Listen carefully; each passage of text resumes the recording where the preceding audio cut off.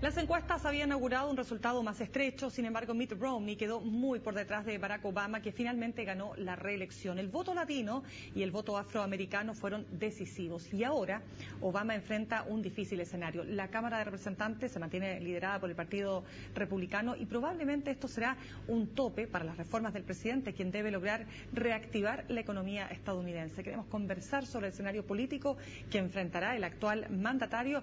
Para eso estamos con Andrés Bianchi, ex embajador de Chile en Estados Unidos. Andrés, muchas gracias por acompañarnos. Buenas tardes, muchas gracias. Andrés, un poco también, claro, aprovechando no solo su experiencia como embajador, sino también su calidad de economista, ¿cuán difícil es este segundo tiempo? ¿Tendrá menos dificultades ya que ha recibido no solo el apoyo, sino también de alguna manera se legitima aún más el Partido Demócrata? Bueno, yo creo que la situación va a ser bastante difícil, tanto por motivos económicos como, sobre todo, a mi juicio, por motivos políticos. Yo creo que la situación de Estados Unidos, para colocarla en perspectiva, es bastante mejor, mucho mejor que la de Europa. O sea, Estados Unidos es una economía en que está creciendo en forma moderada, pero persistente. Hay síntomas de recuperación en el sector de la vivienda, en el sector inmobiliario en general. La confianza de los consumidores ha mejorado y la tasa de desocupación ha bajado. Sigue siendo alta, pero claramente es muy inferior a la que existía hace 2 años. O sea, esos son síntomas positivos.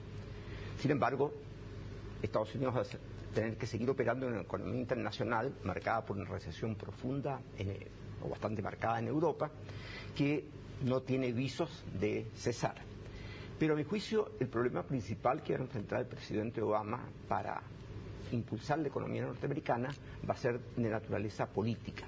Y es como tú decías, Mirna, la Cámara de Representantes sigue bajo el control de los republicanos, pero más allá de eso, yo creo que el problema político central de Estados Unidos es la extremada polarización y radicalización que ha sufrido la política norteamericana en los últimos años. Y que quedó en evidencia en esta elección. Que quedó en evidencia en esta elección. O sea, en Estados Unidos, en el pasado, estoy hablando hace 5 o 10 años, existía el Partido Republicano, existía el Partido Demócrata, pero dentro de cada partido existían núcleos que eran, dentro del Partido Republicano, núcleos más liberales, dentro del Partido Demócrata, núcleos que eran relativamente más conservadores, y eso facilitaba el alcance de compromisos entre ambos. Hay una frase en inglés que resume esto: to reach across the aisle, o sea, pasar el pasillo que separa a los republicanos y demócratas era considerado como algo positivo. Un legislador que tuviera esa capacidad era considerado como un activo. Hoy, exagerando un poco, esa capacidad de llegar a compromisos es considerado casi como un signo de debilidad, de falta de convicciones, y por lo tanto no es bien vista políticamente. Y evidentemente, para superar los problemas económicos de Estados Unidos, y el más inmediato el abismo fiscal, como ha dado en llamársele, se requiere el apoyo de ambos partidos. Y eso políticamente no se ve que vaya a ser fácil de obtener, sobre todo a raíz de los resultados de las elecciones. Por lo tanto, si no hay puntos de encuentro entre ambos partidos, ¿de qué manera, con minoría en la Cámara de Representantes, pero con mayoría en el Senado, pueden avanzar las reformas propuestas por Obama? Bueno, yo creo que el desafío más inmediato de la economía norteamericana es frenar el mecanismo que se desata el 31 de diciembre de este año. Ese mecanismo consiste en que automáticamente, por el solo Ministerio de la Ley vigente, se eliminan las exenciones de impuestos que venían de la época de Bush, lo que significa en buenas cuentas que suben los impuestos, y se gatillan reducciones del gasto público. El aumento de los impuestos naturalmente significa que las personas y las empresas quedan con menos ingresos y por lo tanto pueden gastar menos, tanto en consumo como en inversión. Eso reduce la demanda. Y la reducción del gasto del gobierno tiende a disminuir o disminuye la demanda pública. Entonces uno enfrenta una situación en que simultáneamente se contrae la demanda del sector privado y la demanda del gobierno. Y los montos por los cuales se contrae esa demanda son montos muy, muy grandes. Y eso evidentemente va a tener que crear una situación recesiva en caso de no ser corregido. Yo creo que la amenaza que eso significa para la economía norteamericana es de tal magnitud que ante esa amenaza es posible que se lleguen a algunos acuerdos. Pero eso no va a ser fácil pero yo creo que va a ser indispensable. Y lo que puede hacerlo posible es precisamente que la amenaza es demasiado grande y no puede haber tanta irresponsabilidad de parte de la oposición de no llegar a algún acuerdo con el gobierno para encontrar una solución de compromiso. Y desde la derrota del Partido Republicano, considerando que estamos recién comenzando un segundo tiempo, ¿usted ve esa actitud, una actitud de mayor responsabilidad en ciertos sectores para que no se vaya no solo a la deriva el gobierno, sino que también el país? Bueno, es un poco prematuro hablar porque la elección acaba de terminar. No, pero le pregunto por el conocimiento que usted tiene también ahí de los republicanos. No, yo creo que los republicanos están, como decía antes, en una posición mucho más dura, mucho más intransigente que lo que habría sido la posición del partido en el pasado. Digamos, la influencia del movimiento del Tea Party, claro, las posiciones muy extremas en materia de valores que han adoptado durante la campaña y que mostraron durante la campaña, yo creo que no constituyen un buen augurio, digamos, de lo que puede ser la posición del Partido Republicano. Perdón, ¿y usted no ve una separación ahí que de pronto esto también permita ir desligando quizás los sectores más conservadores del Partido Republicano a la luz de la derrota también? ¿Que pudiera ser una consecuencia de esta derrota? Claro, podría ser, ¿no es cierto? Efectivamente, dentro de la lógica política normal, si uno ha perdido siguiendo una cierta tendencia, lo lógico sería claro, virar un poco en el sentido opuesto.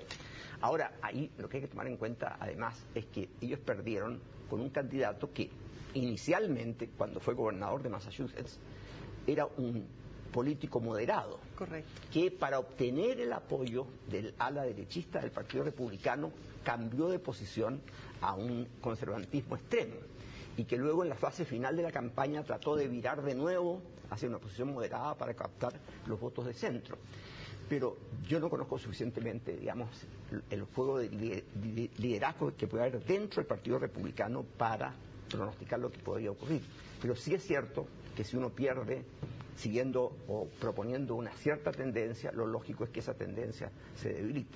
Por lo tanto, siguiendo esta lógica que usted ha planteado, si aumentan los impuestos, si disminuye la demanda, si baja el gasto del gobierno, baja la demanda pública, baja la demanda del sector privado, en fin, y esto no se corrige y se llega a una recesión, bueno, ¿de qué manera tendría que ser corregido esto? No, esto tiene que ser corregido simplemente suspendiendo los efectos de esas disposiciones. O sea, entre paréntesis, estas disposiciones fueron alcanzadas como un mecanismo cuando se negoció el aumento del límite de la deuda. Esto es un poquito técnico, pero la deuda pública norteamericana es muy alta y tiene un límite legal. Ese límite legal puede ser revisado. Cuando estaba a punto de alcanzarse el límite legal anterior, para elevar el límite y por tanto no paralizar las actividades del gobierno, se llegó a este compromiso, pero el compromiso estaba dirigido a que Estados Unidos enfrenta otro problema más de largo plazo, que es que tiene que reducir su déficit fiscal. El déficit fiscal norteamericano es muy alto, equivale en la actualidad como 7% del Producto Interno Bruto, que es una proporción muy considerable. Entonces eso tampoco se puede corregir de la noche a la mañana. Y entonces este mecanismo era decir, bueno, vamos a ir elevando los impuestos, vamos a ir reduciendo el gasto. Y esa es la forma en que eventualmente esto se puede corregir. Pero si eso se hace de la manera tan brusca como está actualmente establecido en estas disposiciones que se gatillan el 31 de diciembre, bueno, el efecto a corto plazo es una recesión.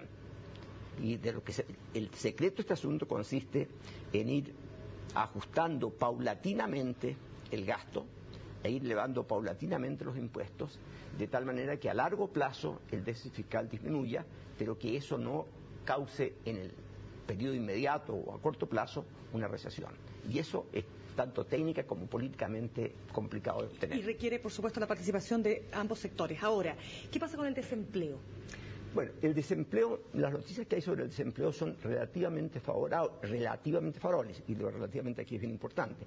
O sea, cuando asumió Obama, el desempleo era 7,8%, heredado de la crisis del periodo de Bush. Subió hasta 10% y luego se mantuvo por sobre 8% por 40 meses consecutivos. Recientemente empezó a disminuir y hay síntomas además alentadores en el sentido que el número de puestos de trabajo creados ha empezado a aumentar en forma relativamente persistente. O sea, yo diría que eso está en la senda correcta. Pero hay que tomar en cuenta además otra dimensión que es la economía internacional. En una economía en que uno disminuye la demanda interna, hay un escape siempre que es el aumento de las exportaciones. O sea, uno puede producir, ¿no es cierto?, para satisfacer la demanda de consumo interno, la demanda del gobierno, o puede producir para exportar. Pero para poder exportar se requiere que el resto del mundo esté creciendo y por tanto esté demandando. Y eso es algo que en estos momentos no se da, salvo en Asia.